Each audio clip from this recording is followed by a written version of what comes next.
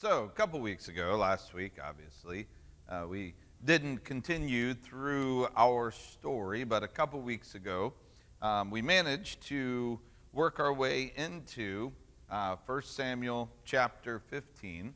And really, and I knew we would, kind of spent the majority of our conversation talking about the command, very specifically, to go out and utterly destroy, completely destroy, devote to destruction, all of that phraseology.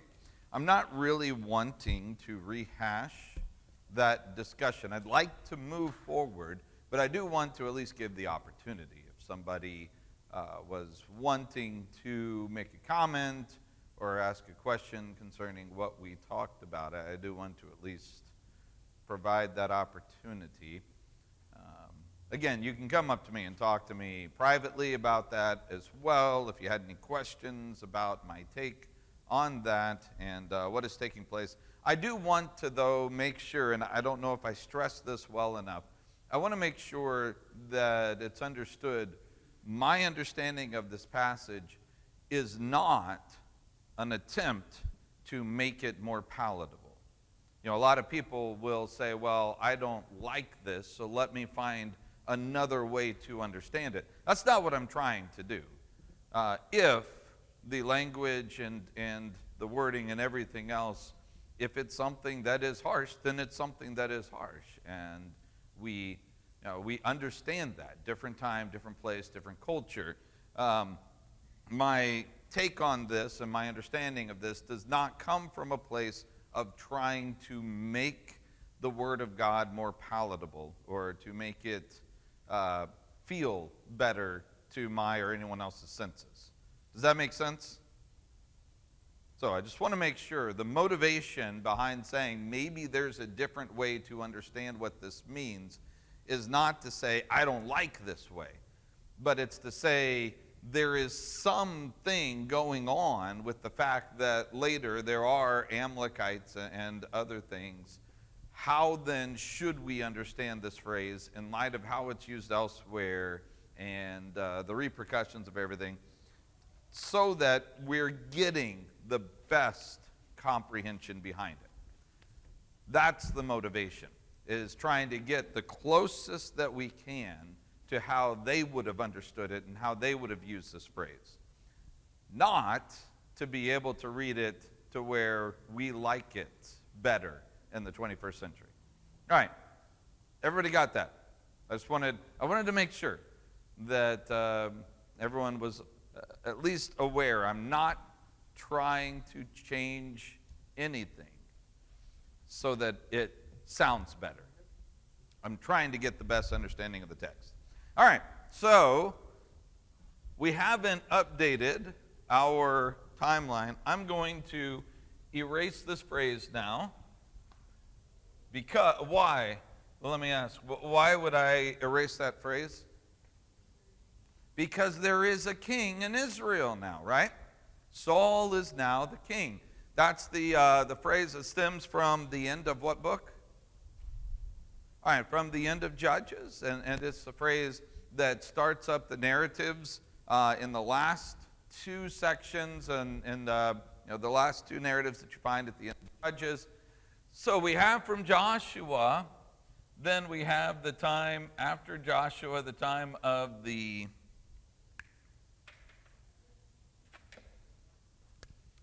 That's right, exactly, Joshua, the time there was no king in Israel. So the time of the Judges. Man, nailed it, Joshua. That's exactly right. Good job. There was no king in Israel. Everyone did what was right in their own eyes. So we passed through the time of the Judges, and give me the major judges. What are the major ones? Who's the first major? There's 6 major ones. Who are they? First one? No, those are going to be the kings. We're going to get there. Othniel. All right, Ehud. Deborah. Right? So those are the first 3. Then Gideon, Jephthah, and Samson. All right, those are the major ones. Those are the ones that have stories. that are attached to them. So you go through the major judges, and now we enter into the time of the kings. Joshua, who's our first king? Saul. Excellent. Very good. All right, so now we enter into the time of the kings. And we're going to amend that at some point coming up, but not quite yet. I don't want to spoil the surprise of what's coming up and why kings might turn into something else. But the very first king, as we've looked at, is Saul. Is this the king that God wanted?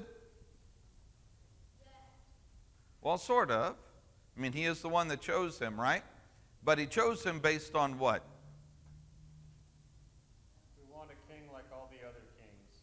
All right, he chose him based on what the people asked for. And namely, they wanted a king like whom?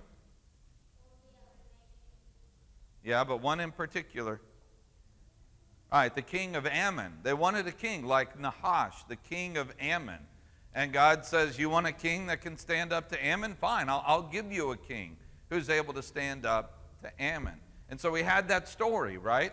When Ammon, Nahash, and Ammon came around Jabesh Gilead, who came to their rescue?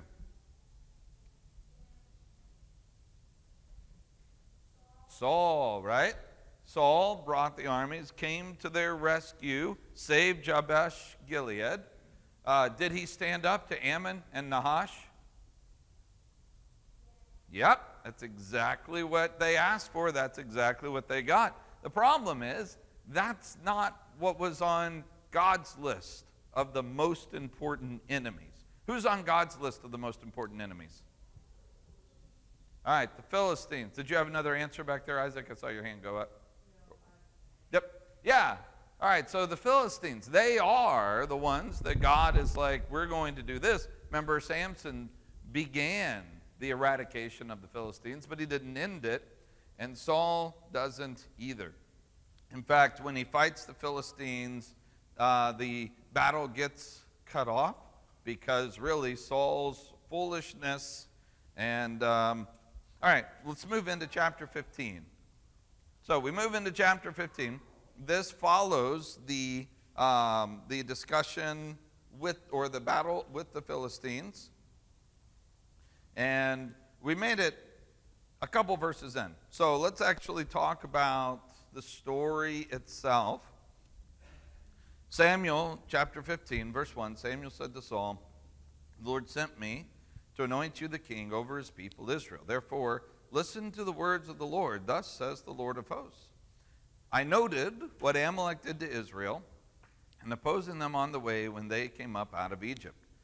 Therefore, go and strike Amalek, and devote to destruction all that they have. Do not spare them, but kill both man, woman, child, infant, ox, and sheep, camel, and donkey."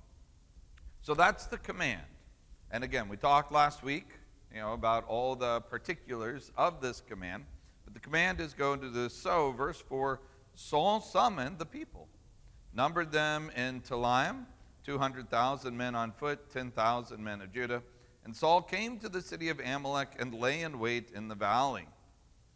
Verse 6, Saul said to the Kenites, "Leave, go down from among the Amalekites, lest I destroy you with them.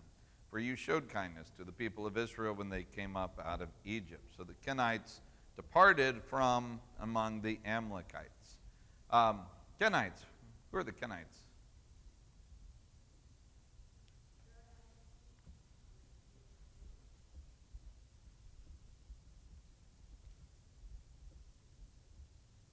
I'd have to go back and look. Who's the most famous of the Kenites? Oh, I don't know about that one, but I believe they were descendants of Abraham through Keturah, weren't they? Could be. I'd have to go look and verify. This is Jethro, or Moses' father-in-law, was a Kenite. And the Kenites pop up again in the book of Judges when there was a certain Kenite, I'm trying to remember his name, who, yeah, you got it, Isaac? It It was Heber the Kenite. Heber, that's right. Yep, Heber the Kenite. What did he do?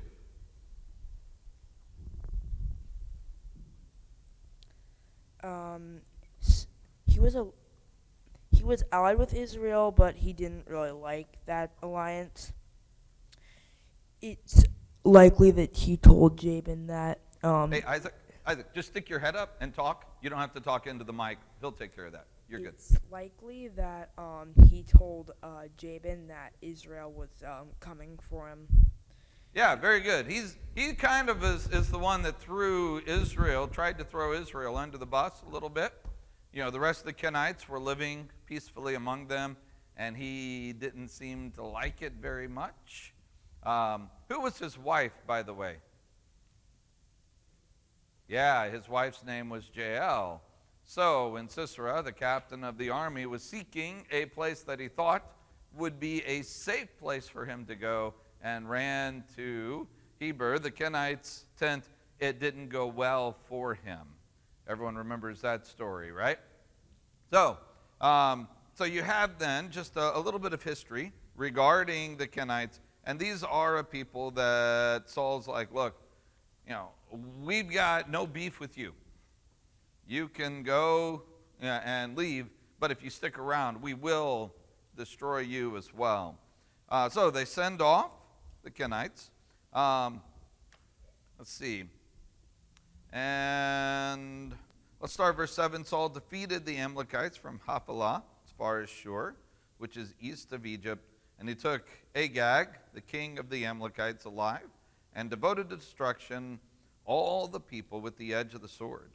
But Saul and the people spared Agag, the best of the sheep and the oxen, the fattened calves, the lambs, all that was good, and would not utterly destroy them. Everything that was despised and everything that was worthless, they devoted to destruction. All right, so here's the question then. Does Saul do what Saul is supposed to do? No. Very good. That was very emphatic. Why? What did he fail to do?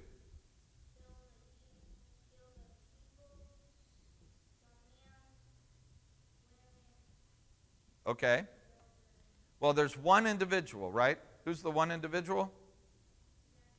All right. The one individual is this guy named Agag. And then they spared what? Best of the sheep and the cattle. All right. So they spared Agag and they spared the best, but everything else, the narrator tells us, they devoted to destruction, or they utterly destroyed. Okay. All right, well, let's talk about that. What we find then is the command is given, and based on, it seems, Saul's interpretation of this command, does he fulfill what he believes he's supposed to do?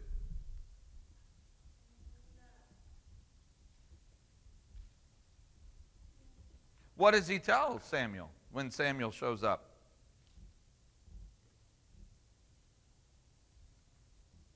Yeah? It's kind of like he had a guilty conscience because he instantly says, hey, I did everything you told me to do. Or I did everything God told me to do. Like, I did what I was told. That was the first thing out of his mouth. And then the prophet was like, yeah, but who's this guy? And what's this I hear? And then he starts blaming other people.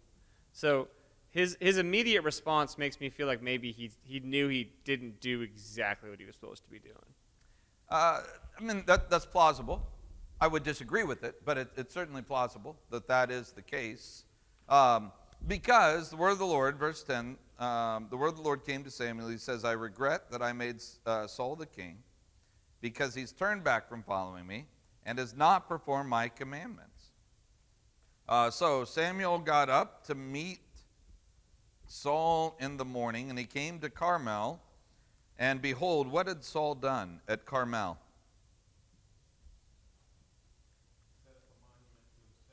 All right, verse 12. He set up a monument to himself. Why does he set up a monument to himself?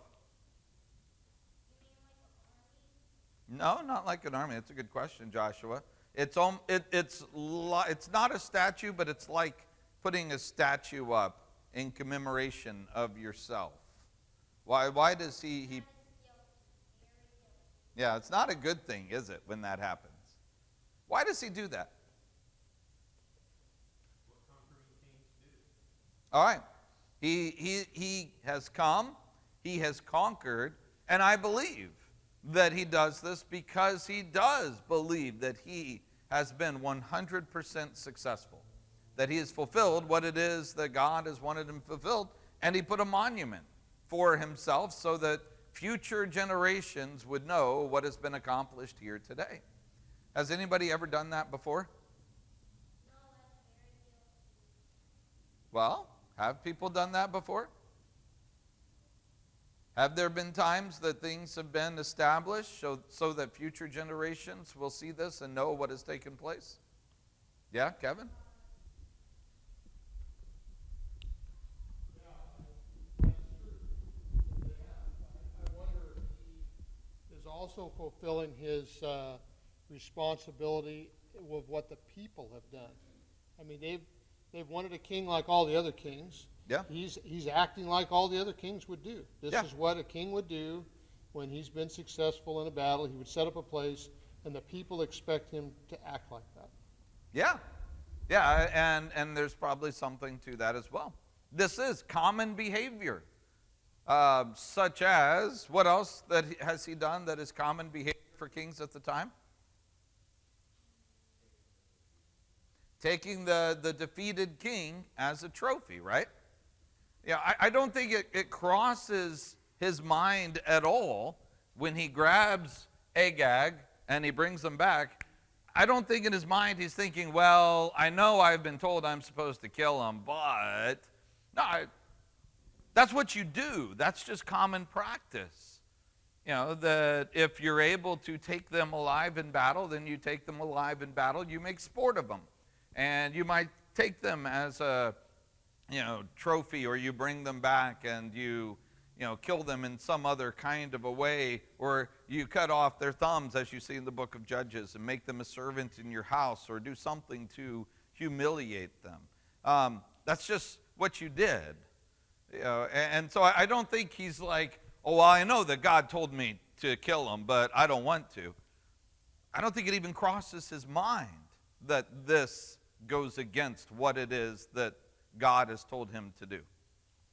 And as you continue on, I think, when he sees Samuel show up finally, you see this monument that he set up. Verse 13, Samuel came to Saul. Saul said, "Blessed be you to the Lord. Look, we did it. We were successful."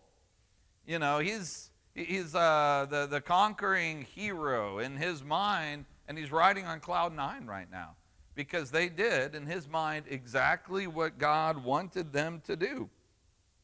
And then, as Kelly points out, what does Samuel do?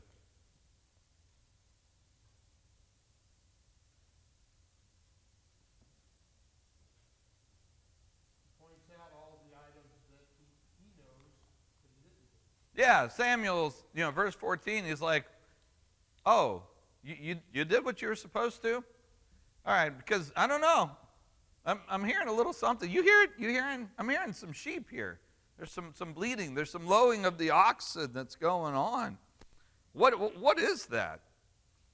And then Saul, as I think it starts to settle in that maybe his interpretation of the command may not have been completely accurate based on the way that Samuel's saying these. He goes, well, they brought them from the Amlicites for the people, spared the very best of the sheep and the oxen. For what purpose? All right, to offer them, to sacrifice them to God. Now, consider that for just a moment. Why would they do that? Hold on, Josh. Let's let some other people have a shot at it. Why would they bring the very best back to sacrifice? Well, God God has required the very best to be sacrificed. Okay. And so there may be some amount of expediency to this, that we're out here in the battlefield, to go back and get the very best of our flocks, we have to go all the way back home and come back here. And so maybe there's some expediency that's part of that. It might play a part.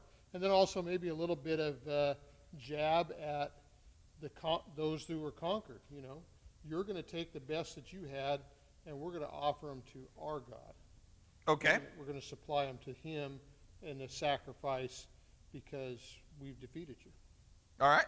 All right. Very good. So that could be a play on that regard. Taking their stuff that they might offer to their gods in order to use it to offer to their God. Vicki, did you have a comment? Yeah, while the mic's there. Perhaps also they're giving God the glory for the victory by offering the sacrifice in their own way. Mm-hmm. They're saying God gave us this victory, and so we're offering the spoils to him. All right. All right. Very good. Jeff has a comment as well. Hold on one second. Let the mic reach you. There we go. My thought is this: that way they don't have to pay for their own sacrifices they're about to give. This way it doesn't cost them anything. They're offering what they've taken in battle and received, but they won't have to any cost at offering the sacrifice. Okay. All right. And that kind of goes to what Kevin was saying as well there. Although I really want to key in on what Vicki was saying with this. The very best that they have to offer, what would they have done with those? If they would have just done with them what they did with the rest of them, what do they do with them? Not sacrifice them, just utterly destroy them. Just kill them in the field, right? Kill them in the pasture or wherever they are. Isn't that kind of a waste? When you've got these beautiful animals and you just take them out and you just slaughter them right here, does God get any glory in that? Nobody does, do they? The animals are just, you slit their throats and you leave them right there. And, the birds and the scavengers come and eat them, and they stink and they smell and everything else. Yeah, and so you have these beautiful animals. And God is not in any way, shape, or form glorified by this. But what if you take them to the tabernacle, to the proper place of sacrifice? Can God be glorified by them then? Yes. Absolutely. You bring the very best that you got, right? And you bring these here, and in the end, what happens to them? They die by sacrifice. Are you not killing them by sacrificing them? And when you bring them to the altar and you sacrifice them and you kill them that way, isn't that much glorious than if you just kill them right there in the field and just let them stay there to become, a bunch of stinky, rotten corpses? Does that make sense? Yeah, and that would give no glory in the end. So, all right, let's give a couple minutes, okay, there, Joshua? All right, very good. And we're going to come back to you in just a couple minutes, all right? But can you see why they would take this stuff back to the altar and do it properly? Does that make sense? All right. So why would God be upset with that? They're going to die anyway, right? Hold on. We're going to let other people have a crack at it this time. Okay, bud? There we go. Yeah, Connie? Oh, did I miss a hand over here? Sorry. Yeah, all right. Go ahead, Connie. Could it be because they weren't theirs? Okay. They were spoils All right. of war. Yeah, they were the spoils. They weren't theirs. And, sacrifice, inherently a sacrifice is something that is hurtful. There's a better word for it. but it hurts you to sacrifice something, doesn't it? I mean, that's inherently the idea. You take something that is of value that you must lose, and what you say is that what I gain in sacrificing this is greater than the value that I'm losing. That's the idea of a sacrifice. So, Connie, there very well may be something there, and that very well could be a part of this. This wasn't theirs to sacrifice. All right, any other thoughts? That's a really good one. Any other thoughts? Yeah, we got Kevin making Kelly move from place to place. I guess is this a forerunner to the idea, no, it's not a new idea, but God really wants the heart of the people in their obedience versus sacrifice. He doesn't really need the sacrifice. I don't have to look back here in the text, but I don't see anywhere where he specifically talks about, after you do this, then you're going to have you're going to sacrifice to me in some way. I might have missed that, but really this is a heart issue. He wants them to hear what he has to say, do what he says, and he doesn't need that. Maybe the other gods need it for some reason. If you even looked at the idea of the sacrifices to feed the priestly families and what have you, I don't need that either. I can take care of you in all kinds of ways. This is an issue of obedience to what I've asked you to do. And this would have been a hard thing, like all we've mentioned here, killing just slaughter for slaughter. I mean, this is kind of hard to do when it's something really of some value that we would have to it. And so it was a matter of their will versus God's will, even the people's will. And maybe Saul didn't communicate this very clearly to everybody. When the first one came in and said, here's what I got for you, he didn't turn them away. He just let them keep coming. Yeah, very good. And that word obedience really is the key as you continue and run through this whole story right here. It's funny the way that Samuel responds. In verse 15, Saul said, well, they brought them from the Amlicites, and the people spared the best to sacrifice to the Lord your God, and the rest we have devoted to destruction. And by the way, I don't make a big deal. I don't think we should make a big deal out of him saying, I've heard people before say, well, Saul is now saying the Lord your God. He's not saying the Lord my God or the Lord our God. Well, I wouldn't make a big deal out of that. Some people do, but I don't think that is an issue under discussion right here. But Samuel responds by saying what to him? In verse 16?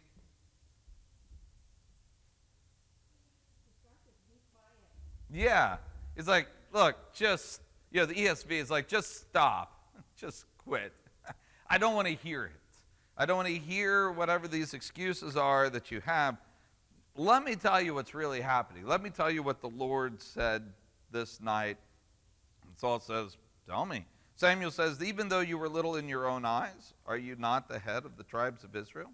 The Lord anointed you the king over Israel and sent you on a mission and said, go to devote to destruction the sinners, the Amalekites. Fight against them until they're consumed. Why did you not, and this goes to what Kevin was saying, why did you not obey the voice of the Lord? Why did you pounce on the spoil and do what was evil in the sight of the Lord? And so he says, you have not obeyed. You may have brought them the best of the animals in order to sacrifice them. But is that what God had asked him to do? No. He had taken it, interpreted it a certain way, and has allowed this. And so that's why you see him say, verse 20, I have obeyed the voice of the Lord. I went on the mission in which the Lord sent me. I brought back Agag, the king of Amalek, and devoted the Amalekites to destruction. Now, based on that phrase right there, what does it sound like he assumed as far as bringing back Agag? It was okay and or expected. Okay, that it's expected. that bringing back King Agag seems in his mind to be part of destroying the Amalekites. As if that's a part of it. He's like, I brought back Agag. What further proof do you need that I've done what I'm supposed to do? Kevin? Well, I guess to that same point, we don't have independent reporters out there checking stories and what have you. And, yes, I did take the people out there, and yes, we did do this. You don't have to go ask everybody, because if I have the king, it probably happened, because he's not going to come with me unless I can forcibly remove him. Yeah, exactly. This is proof. What's that? This is proof Yeah. that this has happened. Yeah, exactly. He says, I've got the king. This is proof, as Kevin just said, this is proof that I have utterly destroyed the Amalekites, that we've devoted them to destruction. And the people, verse 21, took of the spoil, the sheep, the oxen, the best things, devoted to destruction, but they did it to sacrifice to the Lord your God in Gilgal. Again, he's saying, we've done exactly what we're supposed to do. It's like, Samuel, I don't understand what's wrong. I don't understand why you're making a big fuss about this. I've got the king. We've got the best. We're going to sacrifice them. They're all going to die anyway. What's the big deal? Let's just celebrate a victory, and let's let this high that we're on just continue. And how does Samuel respond?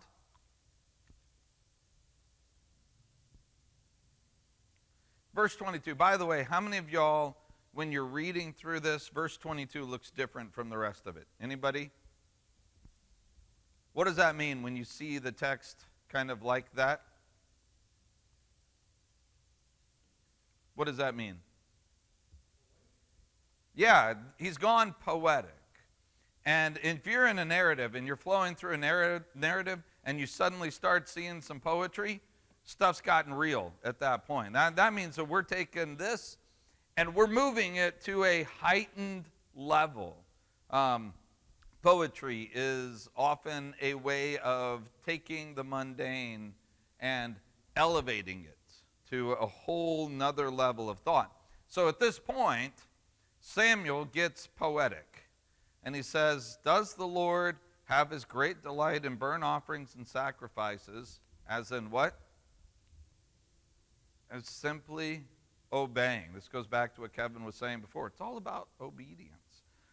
Obedience, to obey, is better than sacrifice. And listening is better than the fat of rams. In fact, all of this is actually what? In the beginning of 23? Rebellion. Now, I think right now, you would have Saul just being like, whoa, hey, rebellion. I'm not rebelling at all. I did what I was supposed to do. I went out there. I've got Agag, and we're going to do these things. And Samuel is like, no, you did not obey the directive. You did not obey, and that's just as bad as divination, just as bad as idolatry. He says, because you have rejected the word of the Lord has rejected you from being king. Now, didn't we just see this in chapter 13? Hasn't that already happened? That the Lord rejected him as king? Didn't that already happen?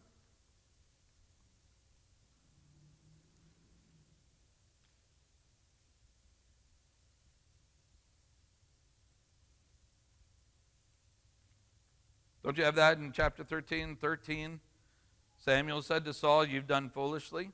You've not kept the command of the Lord your God, with which he commanded you. Even the Lord would have established your kingdom over Israel forever, but now your kingdom will not continue.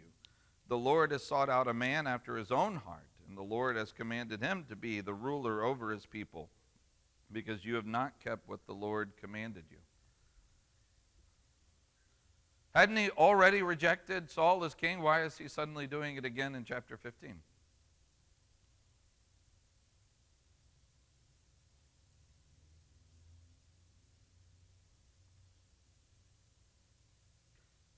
Any thoughts? Yeah, Dale? I don't know if this specifically answers that question, but it goes back to verse 8 for me of chapter 15, where it says, Saul and the people were unwilling to utterly destroy.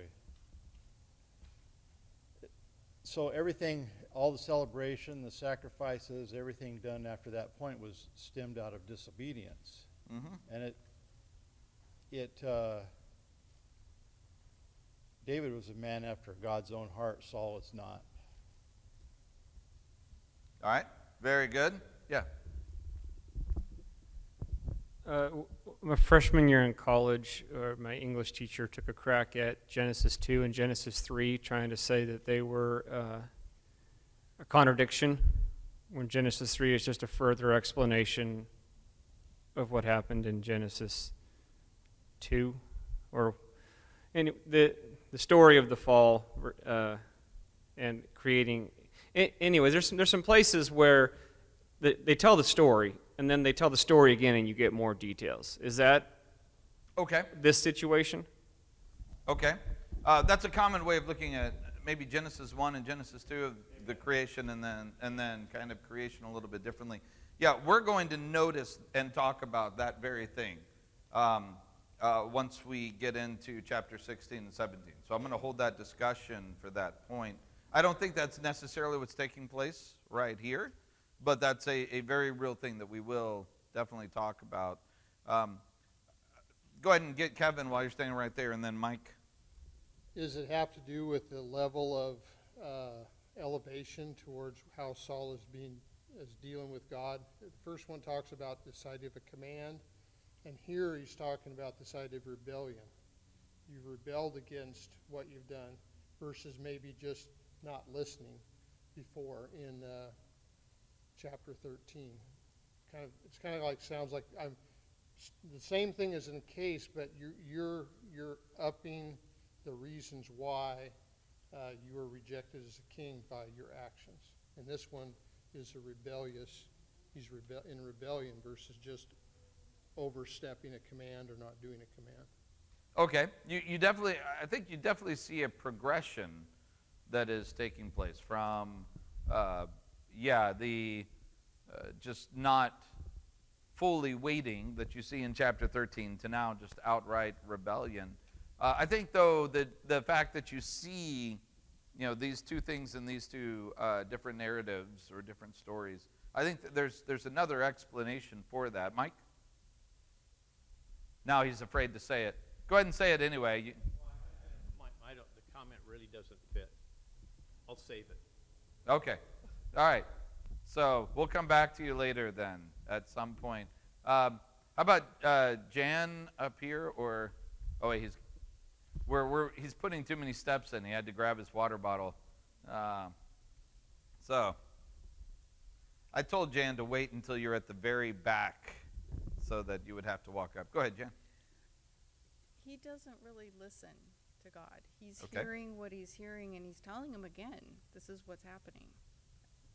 We repeat that when your kids aren't really listening, or they've only half heard and they're still kind of doing what they want to do. And it's like, we're telling you again, this is what's happening. Okay. Let me ask this. Is there a difference in the language from 13 to 15? I'm not taking anything away, by the way, Jan, from what you're saying. It's absolutely right. But what's the difference in the language? Mike? Well, it would appear to me, he says, you've done foolishly. You've been stupid. You have been in the first case. And now he's raised this and he's saying, you're being rebellious. So there is an escalation. There's a difference between you have been foolish, you have been unattentive to your role, and now you've been rebellious. And Saul, it says in verse 9, but Saul and the people spared Agag and the best of his sheep. And then down in verse 24 it says, then Saul said to Samuel, I've sinned, I've transgressed the commandment of the Lord, your words, because I feared the people and obeyed their voice. He's shifting blame. Not only is he shifting blame, but he's giving the people the place of God. He's saying, instead of obeying God, I kind of said, maybe I'm a little bit of a Balaam here. I'm kind of do what is advantageous, that leads me to be the winner, that I can put up a monument to myself, and he's got his priorities fouled up, which goes back to that thing, the difference between David and Saul. It's the thing of the heart. His heart's never really right in the right well, place. we don't know about David yet, so. Okay. Well, we talked about him a while back when with Saul, we were picking Saul out as king. We talked about the difference in the heart thing. Well, So I did. You're not allowed to. Yeah, Just well, yet. I'm just hearkening back. Yeah. I'm just quoting you back. Yeah, we're going to save that particular discussion for a future date coming up. But I want you to see the difference in the language. Back in 13, he says, the Lord would have established your kingdom over Israel forever, but now your kingdom will not continue. What does that mean? All right, Jan just said his son is not going to reign. He's not going to have a dynasty that's going to continue for 1,000 years. He said, look, you had the opportunity that your kingdom could have lasted forever, but that is not going to happen now. That's different from chapter 15. In chapter 15, what does he say? You are done. You see the difference? It's not the same thing, actually, in both of these places. One of them, he says, you know what, you've lost the enduring dynasty. He's chosen another that he's going to bring in who's going to have that. And then you get to chapter 15, and he says, all right, you know what, we're just done with you completely. Now, that doesn't mean that right away he's going to get booted out of office, and we understand that to be the case. But what is about to happen?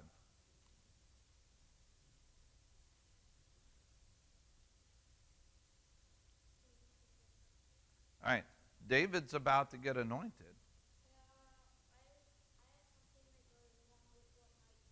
Okay, what do you want to say that goes along with what Mike says? Okay, all right, you mean those who set themselves up against God. And they follow their own wishes, their own desires, and set themselves up against God and his desires. Yep, Samson followed his own wishes. That's absolutely right. And so in this narrative right here in chapter 15, we see Samuel has to confront Saul. By the way, what kind of a relationship did they have? Saul and Samuel. Yeah.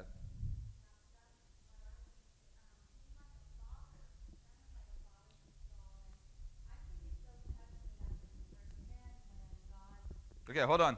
Go ahead now. When God told In which verse again? Samuel in 11 and 10, he is not going to be the king, and it grieved Samuel, and he cried out to the Lord all night. Mm-hmm.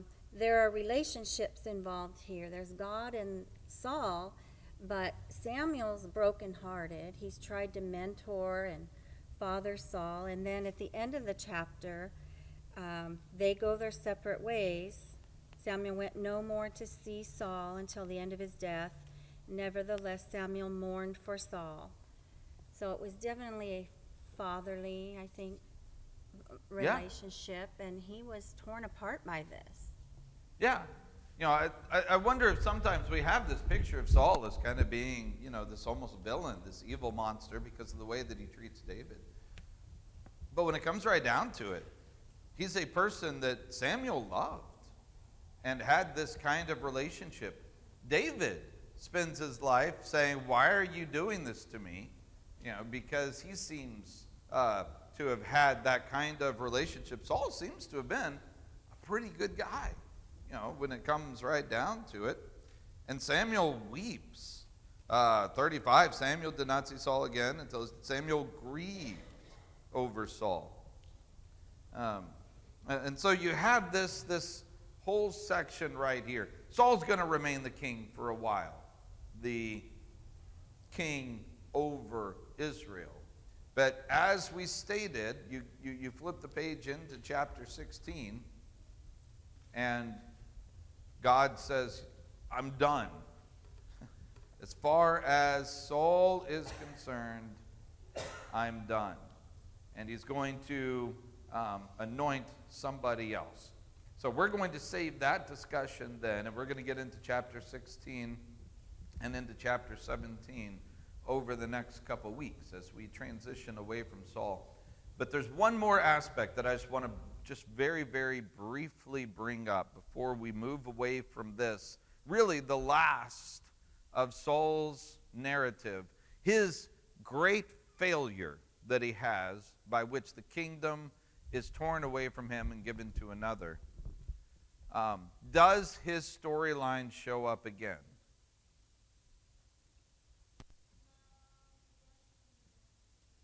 All right, that was an excellent answer, Josh. If you didn't hear him, he said yes or no. That's correct. All right, does Saul's storyline with the Amlicites show up again? By the way, what happened to Agag? Y'all remember what happened to Agag? Yeah, Isaac, what happened to him? Yeah, Samuel says, bring him to me. Whoop, he's done, right?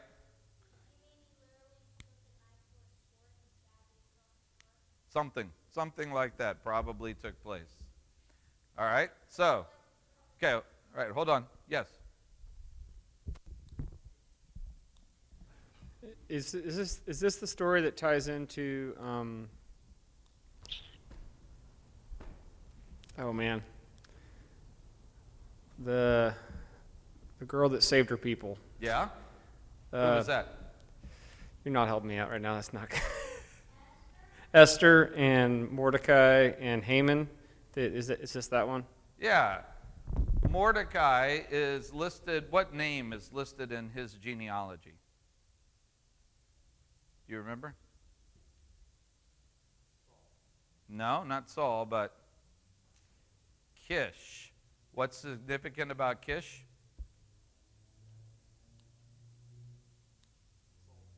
Yeah, Saul's father was named Kish. Haman is called what? An Agagite. Now, I do not believe in any way, shape, or form that Haman is related to Agag.